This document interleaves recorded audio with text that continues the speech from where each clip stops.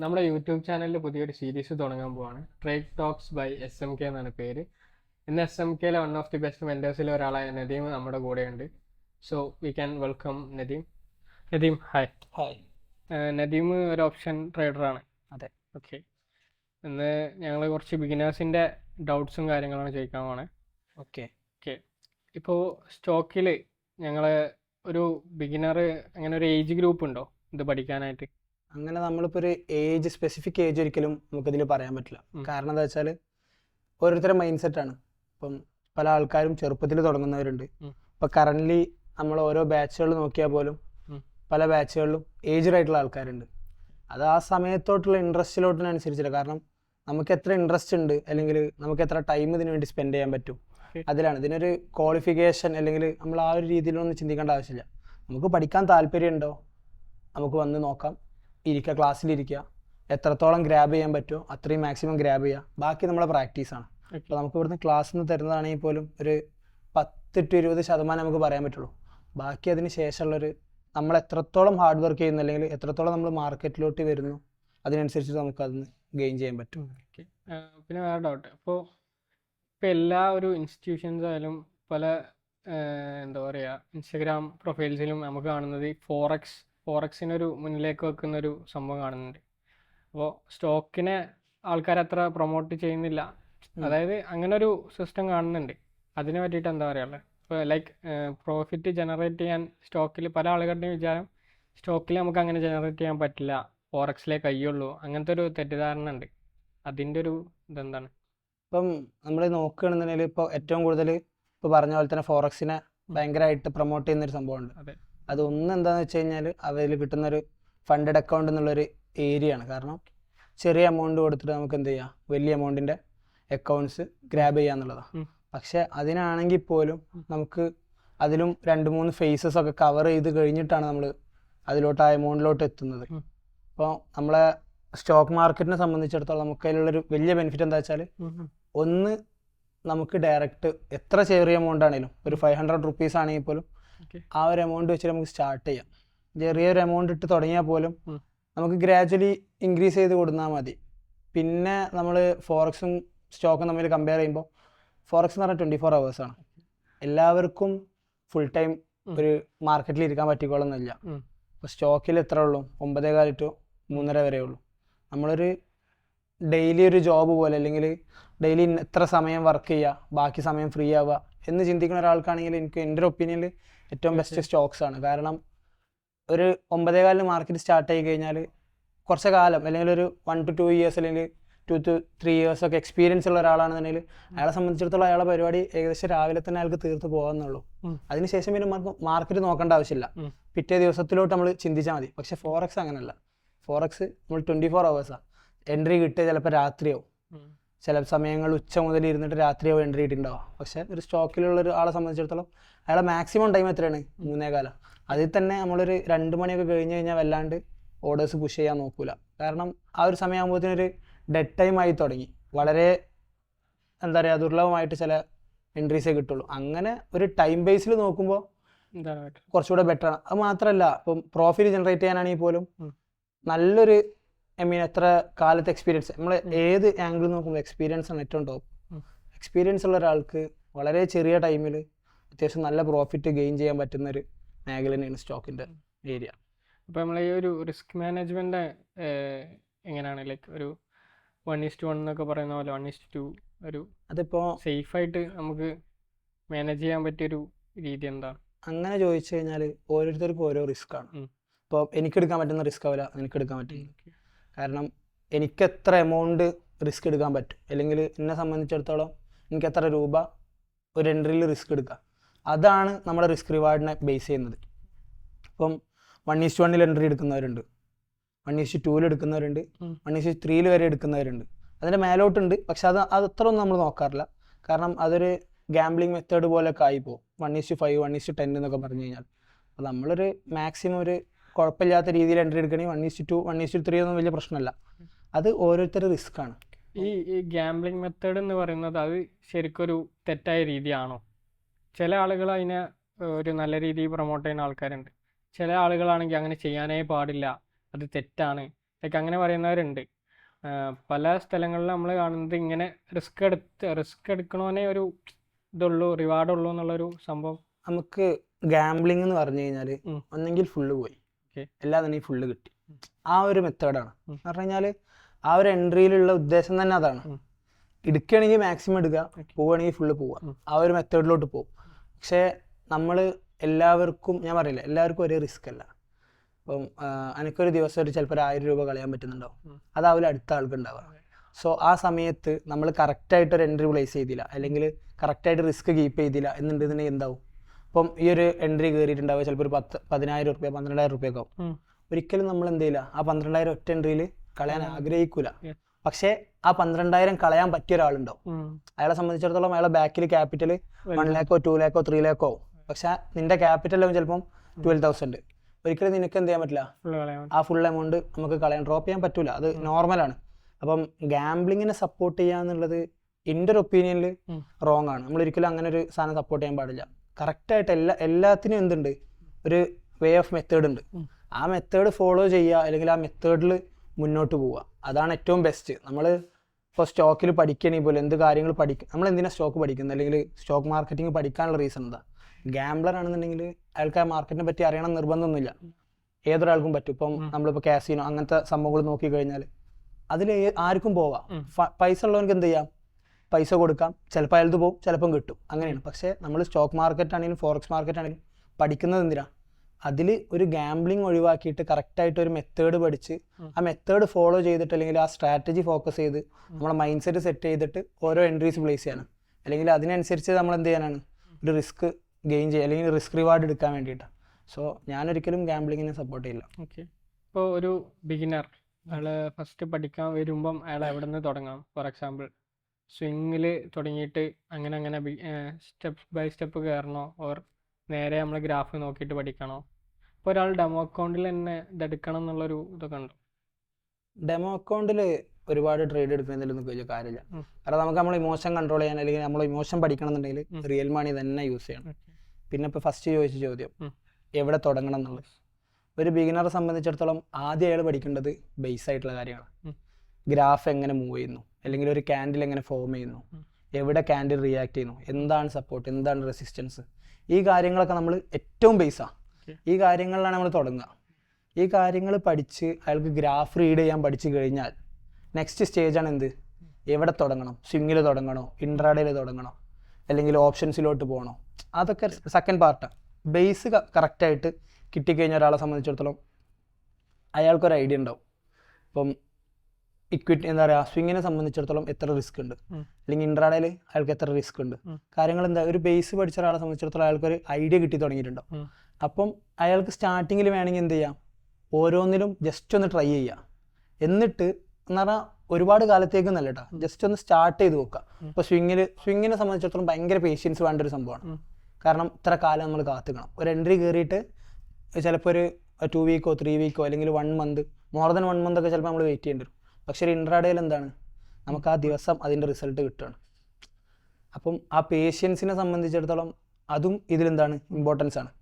ഇപ്പം എന്നെ സംബന്ധിച്ചിടത്തോളം ഞാൻ അത്രത്തോളം ഒരു പേഷ്യൻ്റ് ആയിട്ടുള്ള ഒരാളല്ല. സോ എനിക്ക് സ്വിങ്ങിനോട് അത്ര ഓക്കെ അല്ല, എൻ്റെ പേഷ്യൻസ് ഓക്കെ അല്ല. ഞാനൊരു ഇൻട്രാഡേ ആണ്, മീൻ ഓപ്ഷൻ ബയ്യറാണ്, ഇൻട്രാഡേയിൽ ചെയ്യുന്ന ആളാണ്. അപ്പോൾ അങ്ങനെയാണ്. അപ്പം പേഷ്യൻസ് ഉള്ള ഒരാൾക്ക് എൻ്റെ ഒരു ഒപ്പീനിയനിൽ കുറച്ചുകൂടെ സേഫായിട്ട് റിട്ടേൺസ് ഗെയിൻ ചെയ്യാൻ പറ്റുന്ന ഒരു ഏരിയയാണ് സ്വിങ് എൻട്രീസ്.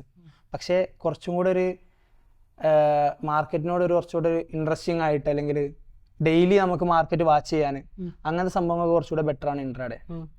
സ്വിങ് ഒന്നുകൂടി സേഫ് ആണോ? സ്വിങ് ഓഫ് കോഴ്സ്, തീർച്ചയായും. നമ്മൾ കറക്റ്റായിട്ടുള്ള ഓരോ എൻട്രീസ് നോക്കിക്കഴിഞ്ഞാലും, അല്ലെങ്കിൽ അതിനും ഇപ്പോൾ ഞാൻ പറഞ്ഞല്ലോ, ഓരോന്നിനും ഓരോ മെത്തേഡ് ഉണ്ട്. ആ മെത്തേഡിനനുസരിച്ചിട്ടാണ് കാര്യങ്ങൾ. കണ്ണും പൂട്ടിയിട്ട് ഒരു കാര്യത്തിൽ എൻട്രി എടുത്തിട്ട് കാര്യമില്ല. പലരും ഉണ്ട്, ടാറ്റ നല്ല കമ്പനിയാണല്ലോ, റിലയൻസ് നല്ല കമ്പനിയാണല്ലോ, അദാനി നല്ല കമ്പനിയാണല്ലോ, കണ്ണും പൂട്ടി അങ്ങോട്ട് ഇൻവെസ്റ്റ് ചെയ്യും. പക്ഷേ ചിലപ്പം ആ സമയത്ത് അത് ഓൾ ടൈം ഹൈയിലോ അല്ലെങ്കിൽ ഏതെങ്കിലും റെസിസ്റ്റൻസിലോ നിൽക്കുമോ. നോർമലി റെസിസ്റ്റൻസിൽ തട്ടിക്കഴിഞ്ഞാൽ അത് അടുത്തത് ഡൗൺ ആണ്. അതാണ് മാർക്കറ്റിൻ്റെ രീതി. അപ്പോൾ അതറിയാതെ പോയിട്ട് സ്വിങ്ങിലോട്ട് ഇൻവെസ്റ്റ് ചെയ്യുന്നതിൽ അർത്ഥമില്ല. ഈ കാര്യങ്ങളും കൂടി അറിഞ്ഞ് നമ്മൾ സ്വിങ്ങിലോട്ട് ചെയ്യുമ്പോഴൊരു ബെനിഫിറ്റ് എന്താണെന്ന് വെച്ച് കഴിഞ്ഞാൽ, ഒന്ന് ഇക്വിറ്റീൻ്റെ മൂവ്മെൻറ്റ്സ് ആണെങ്കിലും കാര്യങ്ങളൊക്കെ ആണെങ്കിലും കുറച്ചുകൂടെ സ്ലോ ആണ്. ഇപ്പം ഞാൻ ഇക്വിറ്റി ഓപ്ഷൻസും കൂടി കമ്പയർ ചെയ്ത് കഴിഞ്ഞാൽ ഓപ്ഷൻസിൽ കുറച്ചുകൂടെ ഫാസ്റ്റ് മൂവ്മെൻറ്റ്സ് ആണ്, ഇക്വിറ്റിയിൽ കുറച്ചുകൂടെ സേഫ് ആയിട്ടുള്ള മൂവ്മെൻറ്റ്സ് ആണ്. അതിൽ പോലും നമുക്ക് എന്തെങ്കിലും ഇമ്പാക്റ്റുള്ള ന്യൂസ് ഉണ്ടെങ്കിൽ മാത്രമേ ഹ്യൂജ് അപ്പ് ഉണ്ടാവുകയുള്ളൂ. അപ്പോൾ കുറച്ചുകൂടെ നമുക്കൊരു സേഫ് ആയിട്ടുള്ള മേഖലയായിട്ട് കൺസിഡർ ചെയ്യുക സ്വിംഗ് എൻട്രീസിന്. ഓക്കെ, അങ്ങനെയാണെങ്കിൽ ഇപ്പോൾ നമ്മൾ ഒരു ടൈപ്പ് ഓഫ് ആൾക്കാർ ചൂസ് ചെയ്യേണ്ട ഒരു മെത്തേഡ് എന്താണ്? അപ്പം നമ്മളിപ്പോൾ ഏജ് വൈസിലോ അല്ലെങ്കിൽ അയാളെ ക്യാരക്ടർ വൈസിലൊക്കെ നോക്കുകയാണെന്നുണ്ടെങ്കിൽ ചെറുപ്പക്കാർക്ക് റിസ്ക് എടുക്കാൻ ഓക്കെ ആവും. ചെറുപ്പക്കാരെപ്പോഴും കുറച്ചുകൂടെ റിസ്കിയർ ആയിട്ടുള്ള ഗെയിംസ് ആവും അവർക്ക് ഇഷ്ടം ഉണ്ടാവുക. സോ അവരെ സംബന്ധിച്ചിടത്തോളം അവർക്ക് ഏറ്റവും ബെസ്റ്റ് എന്താണ്, കുറച്ചുകൂടെ ഇൻട്രസ്റ്റിംഗ് ആയിട്ട് ഇൻട്രാഡേയിലോട്ടോ ഓപ്ഷൻസിലോട്ടോ പോവാം. കാരണം അവർ ചെറുപ്പമാണ്, അവർക്ക് ഇനിയും ഗ്രോത്ത് ഉണ്ട് അല്ലെങ്കിൽ വളർച്ച ഉണ്ട്. അവരിപ്പോൾ തുടങ്ങിയാൽ പോലും കുറച്ച് കാലങ്ങൾ കഴിയുമ്പോൾ അവർക്ക് ഗ്രോ ചെയ്യാം. ഇപ്പോൾ കുറച്ച് റിസ്ക് എടുത്തു കഴിഞ്ഞാൽ ഫ്യൂച്ചറിൽ ബെനിഫിറ്റ് ഉണ്ടാവും. പക്ഷേ ഒരിക്കലും ഒരു മിഡിൽ ഏജ്ഡ് ആയിട്ടോ അല്ലെങ്കിൽ ഏജ്ഡ് ആയിട്ടുള്ള ആൾക്കാർ നമ്മൾ ഒരിക്കലും അവരെന്ത് ചെയ്യില്ല, ഒരു ഇൻട്രാഡേയിലോട്ടോ അല്ലെങ്കിൽ ഓപ്ഷൻസിലോട്ടോ നമ്മൾ പ്രൊമോട്ട് ചെയ്യില്ല. കാരണം എന്താ, അവരെ സംബന്ധിച്ചിടത്തോളം അവർ ഏജ്ഡ് ആണ്, അവർക്ക് ചിലപ്പോൾ ആ സമയത്ത് ആ ഒരു ഇമോഷൻ കൺട്രോൾ ചെയ്യാൻ പറ്റിക്കോളൊന്നുണ്ടാവില്ല. അവർക്ക് ഏറ്റവും ബെസ്റ്റ് എന്താണ്, സ്വിംഗ് എൻട്രീസ് ആണ്. കാരണം അവർക്ക് നമ്മളെയൊക്കെ പേഷ്യൻസ് ഉണ്ടാവും. ഏജ്ഡ് ആയിട്ടുള്ള ആൾക്കാർക്ക് നമ്മളെയൊക്കെ പേഷ്യൻസ് ഉണ്ടാവും, അതൊരു പ്ലസ് പോയിന്റ് ആണ്. 2, അവരൊരിക്കലും നമ്മളത്ര റിസ്ക് എടുക്കാൻ തയ്യാറാവില്ല. കാരണം അവർ ഈ റിസ്കിയർ ഗെയിം ഇമോഷൻസ് ഭയങ്കര ഇമ്പാക്റ്റ് ആണ്. ഇത് ശരിക്കും ഓപ്ഷൻസിനെ സംബന്ധിച്ചിടത്തോളം, ഓപ്ഷൻസ് എന്ന് പറഞ്ഞു കഴിഞ്ഞാൽ ഞാൻ എപ്പോഴും പറയാറുണ്ട്, ഇമോഷനിൽ ഒരു റോളർ കോസ്റ്ററാണ്.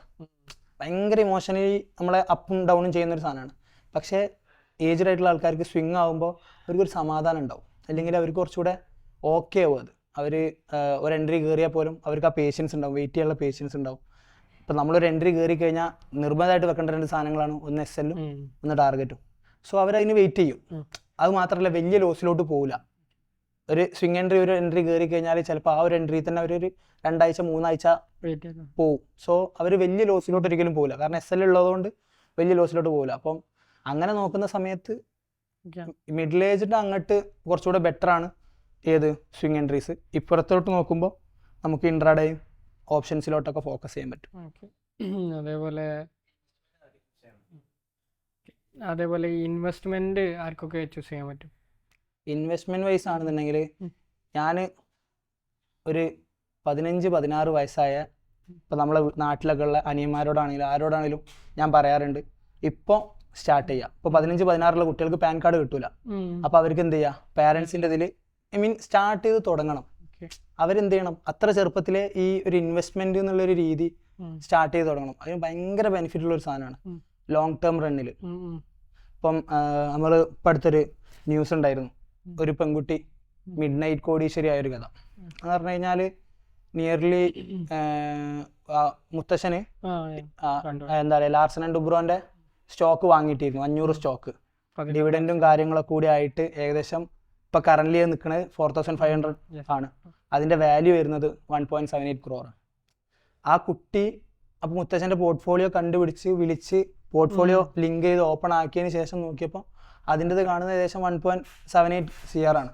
എന്ന് പറയുമ്പോൾ അത്രയും ഗ്രോത്ത് ഉണ്ട്. മീൻസ് ഏകദേശം ഒരു 20 yearsൻ്റെ ഡിഫറൻസ് എന്തോ ആണെന്ന് തോന്നുന്നുണ്ട്, എനിക്ക് കറക്റ്റ് അതിൻ്റെ ഒരു ഓർമ്മയില്ല. ബട്ട് ഈ വാല്യൂ എനിക്ക് നല്ല ഓർമ്മയുണ്ട്. അത് ആ ഇൻവെസ്റ്റ്മെൻറ്റിൻ്റെ പവറാണ്. അപ്പോൾ ഞാൻ ഏതൊരു ചെറിയ കുട്ടികളോടും ഞാൻ പറയാറുണ്ട്, ഇപ്പോൾ എൻ്റെ കൂടെ വർക്ക് ചെയ്യുന്നവരാണെങ്കിലും ഞാൻ എല്ലാവരും ഇൻവെസ്റ്റ്മെൻറ്റിന് സപ്പോർട്ട് ചെയ്യാറുണ്ട്. ലോങ് ടേം ഇൻവെസ്റ്റ്മെൻറ്റ്, മ്യൂച്വൽ ഫണ്ടിൽ ഇൻവെസ്റ്റ് ചെയ്യുക, സ്റ്റോക്കുകൾ ഇൻവെസ്റ്റ് ചെയ്യുക, ഇങ്ങനെ ചെയ്യാം. പക്ഷെ അത് ലോങ് ടേമിന് വേണ്ടിയിട്ടാവണം. എത്ര ചെറുപ്പത്തിൽ തുടങ്ങാൻ പറ്റുന്നോ അത്രയും ബെനിഫിറ്റാണ് വലുതാകുമ്പോഴത്തിന്. ആരാണെങ്കിലും ഏതാളാണെങ്കിലും ഇപ്പം മ്യൂച്വൽ ഫണ്ടിൽ ഇൻവെസ്റ്റ് ചെയ്യണമെന്നുണ്ടെങ്കിൽ ചെറുപ്പക്കാർക്ക് ചെറിയ എമൗണ്ട് വെച്ച് തുടങ്ങാം. പക്ഷെ പ്രായമായി കഴിഞ്ഞാൽ എന്താ, നമ്മളെ കാലയളവ് കുറയാണ്. ഇപ്പം നിന്നെ സംബന്ധിച്ചിടത്തോളം ഒരു 20 to 25 years മ്യൂച്വൽ ഫണ്ടിൽ ഇൻവെസ്റ്റ് ചെയ്താലും ഒരു 50ൻ്റെ ഉള്ളിൽ എന്തായാലും ഏജ് ഉണ്ടാവുള്ളൂ. പക്ഷേ ഇതൊന്ന് ആലോചിച്ചു, ഒരു 40 വയസ്സായ ഒരാളാണ്.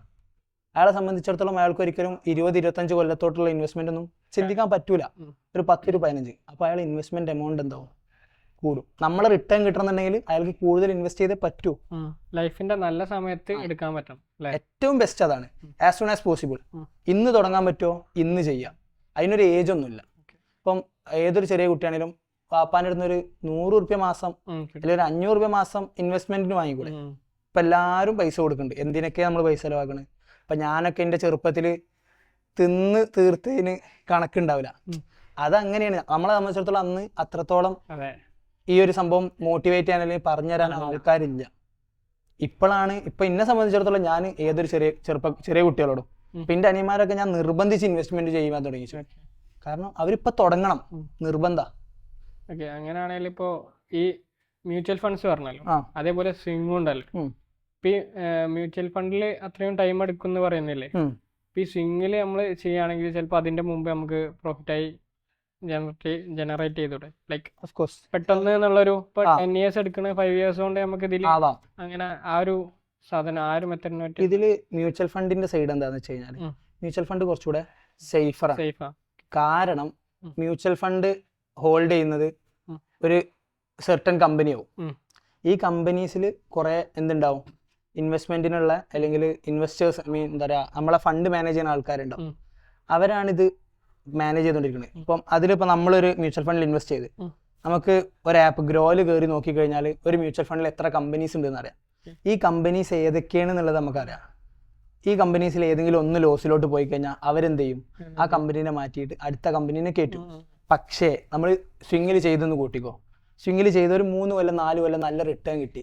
5ാമത്തെ കൊല്ലം മാർക്കറ്റ് ഡൗൺ ആയാൽ ഒറ്റയടിക്ക് ചിലപ്പോൾ പോവാം. ഉറപ്പിക്കാൻ പറയണില്ല, പോവാം. റിസ്ക് ആണ്, കുറച്ചുകൂടെ റിസ്ക് ആണ്. പക്ഷെ മ്യൂച്വൽ ഫണ്ട് എന്താണ്, കുറച്ച് ലോങ് ടൈം റണ്ണിൽ ഏറ്റവും എന്റെ ഒപ്പീനിയനിൽ ഏറ്റവും സേഫ് ആയിട്ടുള്ള സാധനം മ്യൂച്വൽ ഫണ്ടാണ് ഇക്വിറ്റിനേക്കാൾ. കാരണം സ്വിങ്ങിൽ നമുക്ക് മാർക്കറ്റ് കണ്ടീഷൻ ഒരിക്കലും 20 years നമുക്ക് എന്ത് ചെയ്യാൻ പറ്റില്ല, ഫോർകാസ്റ്റ് ചെയ്യാൻ പറ്റില്ല. ഇപ്പം ആ മുത്തശ്ശനാണെങ്കിൽ പോലും, ലാർസൺ ഡുബ്രോയിൽ ഇട്ട ആളാണെങ്കിൽ പോലും അയാൾ ഒരിക്കലും എന്താ പറയുക, ഫോർകാസ്റ്റ് ചെയ്തിട്ടുണ്ടാവില്ല ഇത്ര കാലം കഴിയുമ്പോൾ ഇത്ര പൈസ ഉണ്ടാവും എന്നുള്ളത്. എന്തിനധികം പറയുന്നത്, നമ്മളെ MRF 2000 ഏകദേശം പ്രൈസ് കിടക്കുന്നത് 200-205 രൂപയാണ്. ഇപ്പൊ അതിന്റെ പെർ ഷെയർ പ്രൈസ് 1.35 lakh ആണ്. ഒറ്റ ഷെയറിന്റെ പ്രൈസാണ് 200 രൂപയെന്ന്. 25 കൊല്ലം കൊണ്ട് 1.35 lakhs ആയിക്കണമെന്നുണ്ടെങ്കിൽ അന്നൊരു 10 സ്റ്റോക്ക് കിട്ടുവാണെങ്കിൽ ഇപ്പോൾ 10 ലക്ഷത്തിന് മേലെ ആയി നിയർലി അല്ലേ. അന്ന് 10 സ്റ്റോക്ക് വാങ്ങാൻ 2000 റുപ്യ മതി. ഇപ്പൊ അതിന്റെ വില 10 ലക്ഷം. അത് എല്ലാ കമ്പനിക്കും സെയിം ആയിട്ട് ആക്ട് ചെയ്യണമെന്നില്ല. ഇപ്പൊ നമ്മളെ Cochin ship yard 3000 all time above കയറിയിട്ട് 1400-200 ഇറങ്ങി വന്ന് ആലോചിച്ച് നോക്കി. ഒരാൾ ഇൻവെസ്റ്റ് ചെയ്തിട്ട് അയാൾക്ക് ആ സമയത്ത് അയാളെ മൈൻഡിൽ എന്താവും, 3000 വരെ അയാൾ കണ്ട് തിരിച്ചിറങ്ങാണ്, ഒറ്റ ഡിപ്പാ 1200-1800 റുപ്യാണ് അയാൾ ഒരു ക്വാണ്ടിറ്റിയിൽ നിന്ന് ലോസ് വരുന്നത്. അയാളെ സംബന്ധിച്ചിടത്തോളം അയാളെ മൈൻഡിൽ അപ്പോൾ ഓടുന്നത് എന്താ, ഇപ്പൊ വിറ്റാല് അത്രയെങ്കിലും നഷ്ടം കുറയും. പക്ഷെ അയാൾ അപ്പൊ റിട്ടേണിനെ കുറിച്ച് കാരണം ആ സമയത്ത് നമുക്ക് അത്ര കാത്തിക്കാൻ പറ്റൂല. ഹ്യൂജ് ലോസിലോട്ടൊക്കെ പോയി കഴിഞ്ഞാൽ ആരായാലും അപ്പത്തെ മൈൻഡ് സെറ്റ് ഭയങ്കര ഇമോഷൻ ഭയങ്കരമായിട്ട് വർക്ക് ചെയ്യും. അപ്പം കുറച്ചുകൂടെ സേഫാണ് മ്യൂച്വൽ ഫണ്ട്. ഞാൻ അങ്ങനെ ഇപ്പൊ 2 രീതി നോക്കുമ്പോൾ it's better to invest in mutual fund for long term. Swing ഒക്കെ ചെയ്യുമ്പോൾ അപ്പം നല്ല ഗ്രാഫ് നോക്കിയിട്ട് ചെയ്യാം അല്ലേ. സ്വിങ്ങിന് കുറച്ചുകൂടെ ഒരു ഐഡിയ, നമുക്കൊരു ബേസ് ആയിട്ടുള്ള ഒരു ഐഡിയ ആണ്. മ്യൂച്വൽ ഫണ്ട് നമുക്ക് അതിന്റെ ആവശ്യമില്ല. മ്യൂച്വൽ ഫണ്ടിന്റെ ലാസ്റ്റ് റിട്ടേൺസ് ഒക്കെ നോക്കിയിട്ടാണ് നമ്മൾ മ്യൂച്വൽ ഫണ്ടിൽ കൂടുതലായിട്ട് ഇൻവെസ്റ്റ്. പിന്നെ നോക്കേണ്ട കുറച്ച് കാര്യങ്ങളുടെ എക്സ്പെൻസ് റേഷ്യോ അങ്ങനത്തെ കുറച്ച് സംഭവം, അത് പിന്നെ ചാർജസ് ആണ്. അല്ലാതെ വേറെ പ്രത്യേകിച്ച് ഒന്നും നമുക്ക് ഇത്രത്തോളം നമുക്ക് പഠിക്കാനുണ്ടാവില്ല. ഒരു ട്രേഡർ എപ്പോഴാണ് അയാളെ ഒരു ബെസ്റ്റ് ട്രേഡർ ആവുക, അയാളെ ലൈഫിലൊരു ബെസ്റ്റ് ആയി വരിക? അപ്പം നമുക്കൊരു ടൈം ഫ്രെയിം ഒന്നും ഒരിക്കലും എന്ത് ചെയ്യാൻ പറ്റില്ല, പറയാൻ പറ്റില്ല. കാരണം ഓരോരുത്തർക്കും ഓരോ സമയമാണ്. പക്ഷേ ഒരാൾ ഒരു നല്ല ട്രേഡർ എന്ന് പറയാൻ പറ്റുന്ന ഒരു സമയം എന്ന് പറഞ്ഞു കഴിഞ്ഞാൽ അയാളെ ഇമോഷൻസ് അയാൾ കൺട്രോൾ ചെയ്ത് പഠിക്കുമ്പോഴാണ്. ഇപ്പം ഒരു ഭയങ്കര സ്ട്രാറ്റജി ഒരാളുടെ അടുത്തുണ്ട്, അല്ലെങ്കിൽ ഇപ്പം എൻ്റെ അടുത്ത് അടിപൊളി സ്ട്രാറ്റജി ഉണ്ട്, ഒരു 70% 80% വിന്നിങ് റേറ്റ് ഉണ്ടെന്ന് കൂട്ടിക്കോ. അങ്ങനെ ഒരു സ്ട്രാറ്റജി എൻ്റെ കയ്യിലുണ്ടെങ്കിൽ പോലും എനിക്കെൻ്റെ ഇമോഷൻ കൺട്രോൾ ചെയ്യാൻ പറ്റില്ല എന്നുണ്ടെങ്കിൽ ഞാൻ ഫെയിലിയറാണ്, നോ ഡൗട്ട്. എനിക്കെൻ്റെ ഇമോഷൻസ് കൺട്രോൾ, കാരണം ഇത്രയും കാലങ്ങളായിട്ട് ട്രേഡ് ചെയ്തിട്ട് പോലും എനിക്കെൻ്റെ ഇമോഷൻ കൺട്രോൾ ചെയ്യാൻ പറ്റുന്നില്ല എന്നുണ്ടെങ്കിൽ അതിൽ അർത്ഥമില്ല, സ്ട്രാറ്റജി കൊണ്ട് കാര്യമില്ല. ഇപ്പം എവിടെ പോയിട്ട് ആരോട് ചോദിച്ചാലും പറഞ്ഞുതരും സ്ട്രാറ്റജി ഈസ് ജസ്റ്റ് 10%. ബാക്കി 90% എന്താ, നമ്മളെ ഇമോഷൻസ് ആണ്. നമ്മളെ ഇമോഷൻ നമ്മൾ എപ്പോൾ കൺട്രോൾ ചെയ്യാൻ പഠിക്കുന്നു, അപ്പോൾ പ്രോഫിറ്റബിൾ ആവണമെന്ന് നിർബന്ധമൊന്നുമില്ല, നമ്മൾ ലോസിലാവാം. പക്ഷെ നമ്മൾ ഇമോഷൻ കൺട്രോൾ ചെയ്യാൻ പഠിച്ചു, അല്ലെങ്കിൽ ഒരു എൻട്രി കയറിയിട്ട്, അല്ലെങ്കിൽ നമുക്കൊരു എൻട്രിയിൽ കൺട്രോൾ, ഒരു ദിവസം എത്ര അല്ലെങ്കിൽ ഒരു മാസം എത്ര ലോസ്, അത് നമ്മൾ കൺട്രോൾ ചെയ്യാൻ പഠിച്ചോ, അവിടെ തുടങ്ങും നമ്മൾ വിജയം. അവിടെ നമുക്ക് അയാളെ നോക്കി പറയുകയാണെങ്കിൽ ഹീസ് എ ഗുഡ് ട്രേഡർ. ചിലപ്പോൾ അയാൾ പ്രോഫിറ്റബിൾ ആവണമെന്നില്ല, ബട്ട് കുറച്ചും കൂടി കാലം അങ്ങോട്ട് കഴിയുമ്പോൾ എന്താവും, ഹി വിൽ ബി പ്രോഫിറ്റബിൾ. കാരണം എന്താ, അയാൾ ഇമോഷൻ കൺട്രോൾ ചെയ്യാൻ പഠിച്ചു കഴിഞ്ഞു. ഇമോഷൻ എവിടെ പിടിക്കണോ അവിടെ ഉണ്ട് വിജയം. പ്രത്യേകിച്ച് ട്രേഡിംഗ് ഫീൽഡിൽ അങ്ങനെയാണ്. നമ്മൾ സ്ട്രാറ്റജീസ് എത്ര വർക്കൗട്ട് ചെയ്തിട്ടും കാര്യമില്ല, ഇമോഷൻ ഒരു പൊടി കൺട്രോൾ ചെയ്യാൻ പറ്റിയില്ല എന്നുണ്ടെങ്കിൽ ജസ്റ്റ് ചെറുത് മതി, അവിടെ അയാളെ ഫെയിലിയർ സ്റ്റാർട്ട് ചെയ്യും. ഇമോഷൻ എവിടെ കൺട്രോൾ ചെയ്യുന്നു അവിടെ അയാളെ സക്സസും സ്റ്റാർട്ട് ചെയ്യും. 2-3 ദിവസം ലോസ് വന്നാൽ നിർത്തരുത് എന്നർത്ഥം അല്ലേ? 2-3 ദിവസമൊന്നുമല്ല. ഇപ്പം പല സക്സസ്ഫുൾ റൈഡേഴ്സിനെ നമുക്ക് വേണമെങ്കിൽ എടുത്ത് നോക്കാം. 2 കൊല്ലം 3 കൊല്ലം 4 കൊല്ലം 5 കൊല്ലം 6 കൊല്ലം ഫിനാൻഷ്യൽ ഇയറിൽ ലോസ് കൺട്രോൾ അല്ലെങ്കിൽ ലോസ് അടിച്ചിട്ട് നിർത്താതെ റീസ്റ്റാർട്ട് ചെയ്തവരെ സക്സസ്സിൽ എത്തിയിട്ടുള്ളൂ. No doubt. പേഷ്യൻസ് വേണം, ഇമോഷൻസ് കൺട്രോൾ ചെയ്യണം, പിന്നെ വർക്കിംഗ് ഔട്ട്, നമ്മളെ ബാക്ക് ടെസ്റ്റിങ്. മാർക്കറ്റിൽ ബാക്ക് ടെസ്റ്റ് ചെയ്യണമെങ്കിൽ വിജയമുള്ളൂ. എന്ന് പറഞ്ഞു കഴിഞ്ഞാൽ ഇമോഷൻസ് കൺട്രോൾ ചെയ്ത് പേഷ്യൻസ് ഉണ്ട്, സ്ട്രാറ്റജി ഉണ്ട്, ബാക്ക് ടെസ്റ്റ് ഉണ്ട്, ഇങ്ങനത്തെ കുറച്ച് കാര്യങ്ങളുണ്ട്. വളരെ ഇമ്പോർട്ടൻ്റ് ആയിട്ട് നമുക്ക് എന്തുണ്ടാവണ്ടേ, മാർക്കറ്റിൽ ഉണ്ടാവേണ്ട, അല്ലെങ്കിൽ മാർക്കറ്റിൽ സസ്റ്റെയിൻ ചെയ്യാൻ വേണ്ടേ. കാരണം മാർക്കറ്റ് നീങ്ങിക്കൊണ്ടേ ഇരിക്കുകയാണ്. കാലങ്ങൾ കൂടുന്നതിനനുസരിച്ചിട്ട് എന്തുണ്ടാവും, പുതിയ പുതിയ മെത്തേഡ്സ് വരും. അപ്പോൾ പണ്ടൊക്കെ ഭയങ്കരമായിട്ട് ആക്ട് ചെയ്തിരുന്ന ഒരു സംഭവമാണ് നമ്മളെ ചാർട്ടിൻ്റെ പാറ്റേൺസ് ഭയങ്കരമായിട്ട് വർക്ക് ചെയ്യുമായിരുന്നു. ഒരു ബ്രേക്ക് ഔട്ട് കിട്ടിക്കഴിഞ്ഞാൽ സ്പോട്ടിൽ എൻട്രി, അങ്ങനെ ഒരു സംഭവം ഭയങ്കരമായിട്ട് വർക്കിംഗ് ആയിരുന്നു. പക്ഷേ ഇപ്പോൾ കുറച്ചായിട്ട് ചാർട്ട് പാറ്റേൺസ് അല്ലെങ്കിൽ അങ്ങനത്തെ ഒരു സംഭവം അതിൽ കുറച്ചുകൂടി റിസ്ക് ആയി തുടങ്ങിയ എൻട്രീസ്. കാരണം മാർക്കറ്റ് മൂവ് ചെയ്യാണ്, മാർക്കറ്റിനെ അറിയാം ഒരാളെ എവിടെ എൻട്രി കയറും. മാർക്കറ്റിൻ്റെ ലാഭമാണ് നോക്കുക.